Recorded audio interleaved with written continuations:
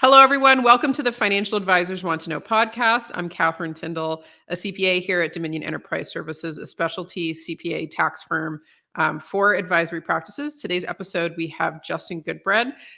Justin grew up in Brunswick, Georgia, and he's developed a strong work ethic from an early age.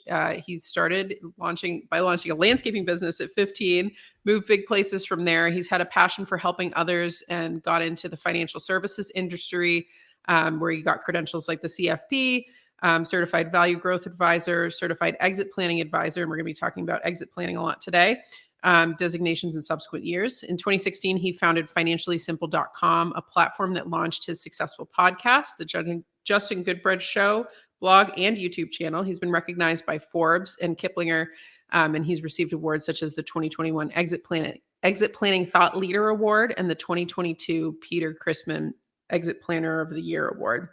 He lives on a hobby farm with his family, enjoys outdoor activities, and is an advanced open water PADI. Did I say that right? Certified scuba diver. I'm impressed that you do scuba diving in addition to hobby farming. And he's also a talented musician and loves spending time with his sons playing Xbox. So that's quite the intro. Thanks for joining me today, Justin. Thanks for having me, Catherine. So in the pre-show, we were talking a lot about exit planning because the work that you do with advisors and thinking through exit planning for their practices. And then, on our side with the tax planning and, exit planning from a tax perspective, which, we discovered has different meanings for each of us. Really interesting lead into this conversation. I think to start off with, it would be nice to just talk through, what is exit planning and your definition of that, and specifically for advisors, what they need to be thinking about when it comes to the exit planning in just a 30,000 foot view. Absolutely. Exit planning is one of those words that often is misnomer. People often think, as you and I were talking earlier, that exit planning is where I'm now ready to sell my business. And now it's time for me to get a valuation, hire a broker, an M&A advisor, and find a suitable buyer. And that is typically what the thought of exit planning is. The reality is exit planning is all about creating a highly valuable asset that a third party, whether it be an outside buyer, inside buyer, bank lending money to your children, etc., a third party purchaser is willing to provide you best in class dollars. They're willing to say, hey, this is a business that I'm willing to put my money into and pay this individual who built this company the most amount of money possible. So what I often see with exit planning, that terminology is statistically, roughly about 80% of firms, business advisors, financial advisors, a little bit, let me say that differently. The way I often see it is 80% of firms available to sell never sell. That means only about 14 to 20% of firms ever sell for anything. And then those that sell, only 4% of those who sell are happy with the valuation. So think about this. You have financial advisors who are listening to me that have spent decades dealing with compliance, dealing with the regulators, dealing with the markets, dealing with clients, dealing with all these things. And more than likely, the majority of their net worth is in this business, this firm. And now they want to go out and sell it and have a liquidity event, move the highest illiquid asset into a liquid position. Whenever that transacts, exit planning is positioning that person where they can get premium dollar, top dollar for their business. It's not about, hey, I want to get a valuation and I'm going to go find a buyer. That's a broker out there. There's a ton of people who do that. Exit planning is, how can I make this asset to where it's highly attractive to somebody who's willing to cha-ching, write me a check. Yeah, that's great. And I think that distinction of, because in the tax side of things, when we talk about exit planning, it's like what you said, it's executing that succession transaction. But in reality, what advisors really should be thinking about is, hey, it doesn't matter when I sell this thing. Exit planning is something I need to do right now, because if I'm not getting a good multiplier for this business, whether or not I'm going to sell it, it tells you that there are more things that are wrong with it as an asset, right?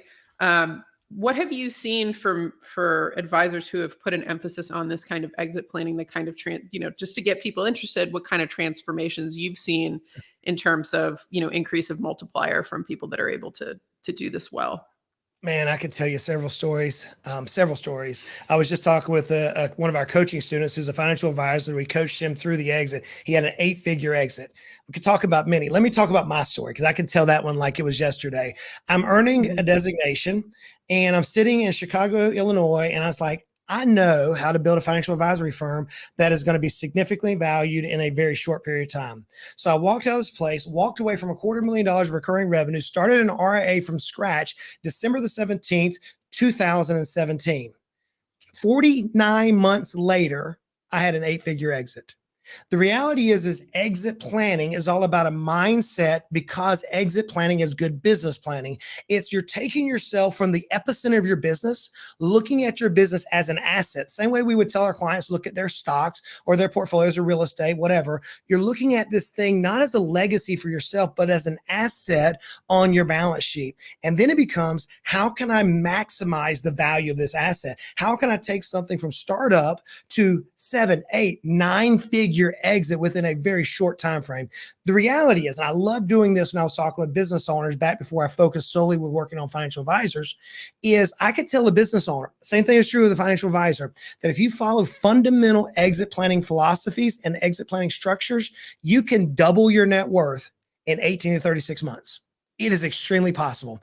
Why? Because we as business owners had this very unique opportunity that we can't achieve through Wall Street, and oftentimes we can't achieve through real estate. We can pour tenacity and this vim and vigor, this excitement that we have within our person. We can pour that into our company. As long as we have the right roadmap, we're able to immediately build the value. And if we build the value in such a way that somebody's willing to come in, write that cha-ching moment, write the checkbook for us, then we could have a generational wealth decision. We could change our lives and our family's life for the rest of our life within less than 60-month time.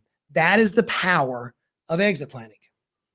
Yeah, that's great. And that's a really good point. Like I was discussing this with a client the other day about, they were really interested in real estate. And I said to them, well, given what you do, you can only, 1x or 2x an investment on a piece of property. With a business, you can 10x, you can 100x. Like you don't have limited upside the way that you do with a real estate investment. But the flip side of that, though, is like you said, is that you have to pour the tenacity into it. You have to do the work. But by using an established framework for how to increase the valuation, you can know what the roadmap is to do that. So I'd love to talk a little bit about kind of general guidelines that you have or the general roadmap that people need to be thinking about. Okay, so I want to change this. I want to change this business. I want to get a 10, I want to improve this, even if I'm not going to sell it, just to make it a better asset because it's better to own. And that's why it's valuable. What are things that you think people commonly screw up or just a common roadmap that you see advisors specifically need to take when they're thinking about this? Hey there, Catherine here. Thanks for listening to the conversation. Just wanted to explain a little more about what we do. So I'm a CPA here with Dominion. We're a tax firm that works specifically for financial advisors as they're growing and scaling their practices to help them avoid tax waste, make the right calls, and grow practices that they love. So if you're interested in saving more, you can DM me on LinkedIn with the word guide, and I'll send you over our guide for financial advisors to scale tax efficiently. All my top tips to unlock 6-figure savings. Thanks, and keep enjoying the show. Yeah, let me deal with the pitfalls, if you will, that we deal with as an advisor community first. And I'll tell you the roadmap that I've used in my own practices, my own businesses, and what we teach now through our different coaching programs. So for those individuals who are financial advisors, one of our biggest pitfalls is we're too daggum smart. We are very intelligent people. We are constantly on the defense. We are having to defend our advice to the client. And they come to us oftentimes with the same questions over and over, and it becomes a rote response. And then whenever we get challenged, which we love, I know we do. I love being challenged by those clients who thought about a hard question or they had a circumstance which was unique. And then we go and do research. And as we get research, we build confidence. And then we become our own worst enemy. And so one of the biggest pitfalls that we have is we're too smart, and therefore we're often uncoachable. We're often uncoachable as business owners. That's the number one pitfall I see in the financial advisor community. So how do we get around that? How do we coach financial advisors so they can experience a 6, 7, 8, and even 9-figure exit like one of my recent consulting clients achieved? The way we do is we walk through a 4-step framework. The first thing we're going to look at, and the first thing we teach our clients, is you've got to understand what your value gap is. What's your value gap? So what's a value gap? You have a certain value on your business today. Whatever it may be, we can determine that through software, through analysis, through even real tried and true appraisals. We know what the value of the company is. But there are things that make the company multiple, as you asked in the earlier question, higher without increasing the revenue. So the two sides of value is we have the revenue and we have the multiple. Oftentimes we as business owners, we work on the revenue, but we don't focus on the multiple. There are things that we can do that drives the multiple up without having to focus on the revenue. So if we can understand, look, we have a business here and our value is hypothetically $1 million, just hypothetically, but yet a best in class. I mean, everything is perfect in this business. This individual is out teaching on stages in the communities, and they're showing you how to build a marketing program, a sales program, an operations program, XYZ, PDQ, keep on going, right? These are the best in class. And instead of $1 million with the same amount of revenue, that company's worth $2 million. Well, now we know we have a $1 million value gap. We need to figure out how not go out and work harder to create more revenue. We need to figure out how can we close this value gap. So that's step number one. We got to identify the problem, or we got to identify the opportunity, one of the two. The next thing is there are 8 key areas of business and 8 value drivers that we teach. And these value drivers are things that we would easily recognize, but we often don't look at them through the lens of 8 areas of business. So there are 8 areas of business that you as an RA owner and every business owner has. You have your planning department, not like financial planning, but how are you doing your business planning? Leadership, sales, marketing, people, the employees of your company, operations, finance, which is your department, and legal, right? So these are 8 areas of business. They have to work together. So we teach the 8 drivers of business and we integrate those 8 areas so that we can unlock that value. And there's 8 drivers. I'll give you one that we all know. What is owner dependence for your company? If you're the only advisor delivering all the goods and all the service and everything has to go through you, then you have a major owner dependence issue and you don't have a company that's going to get top dollar, period. Which is why so many business owners fail, because they don't understand the 8 drivers of value. So the first thing we have to determine is what's the value gap. Then we have to understand what the 8 values or drivers are and how they interact with the 8 areas of business. The third point that we walk our clients through is we now need to build a framework. You might call it strategic plan that you can adopt within your company, that you can get all your players, however many they are, whether it's 2, 3, 4, 5, 50, 100. We've got to get all your players, as I use in football analogy, facing the same end zone. We got to have them run the same play. They got to know what the play is. We need to have it broken down to where every quarter we know who is going to do what by when. They have the authority and the responsibility. So we walk through a very structured strategic planning process. That's number 3. And then the success point comes into play, number 4. And that is you need to have somebody who's been there, done that whenever the life events happen, whenever the circumstances and the what ifs come up, how do we get them in a position to where they can push through those roadblocks, push through those life events? And that's only going to come from a seasoned coach who's there hand holding you, working you through this process over and over. And then we repeat the process. How much value did we unlock through this last 90 days? How are we going to unlock the next value? And let's repeat. I'm telling you, Catherine, whenever you walk a business owner through this and they see the methodology, they understand how much value they have pent up, they get super stoked and they build businesses that operate autonomously without them at the epicenter, thus ultimately, and that's just one example that I've given, thus ultimately driving the value of the company. Yeah, that's great. And, like I always tell people, you don't have to be actively planning to sell that business. You improving it as an asset is going to improve your life as the owner, right? Like once you're less dependent, it's less dependent on you.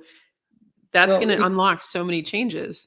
If I may share a real story, because I know we're running out of time here, but if I may share a real story. So here I am building my own practice in that 49-month time frame.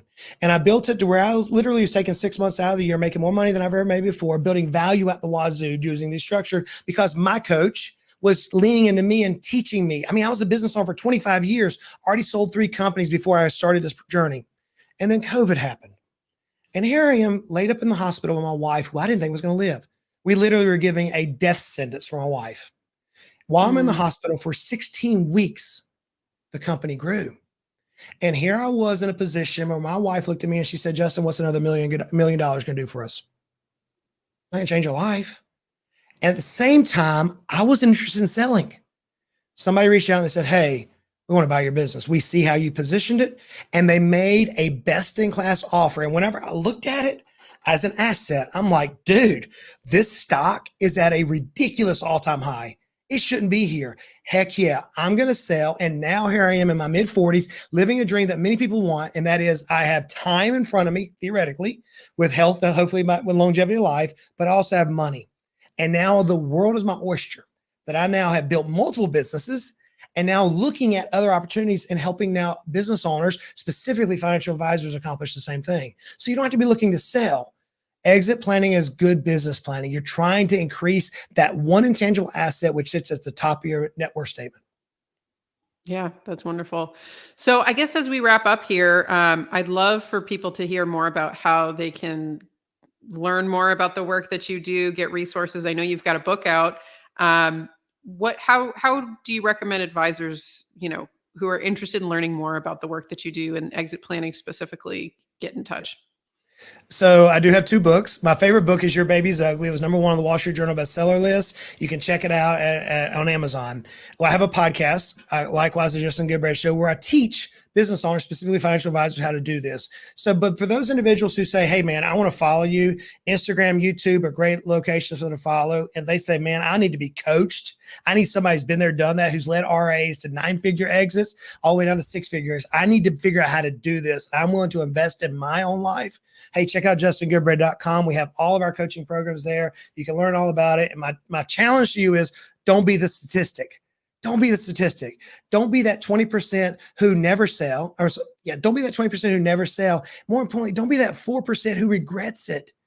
Have the best day of your life. Put yourself and your family in a position to change your life and their life for the rest of your life. Let's not leave money on the table. Let's build our businesses to where they're best in class. Thank you so much for joining me today, Justin. I really appreciate your thoughts and energy and call to action there. For people interested, the links will be posted in the show notes wherever you're watching this. And thanks again for joining us on today's episode of Financial Advisors Want to Know.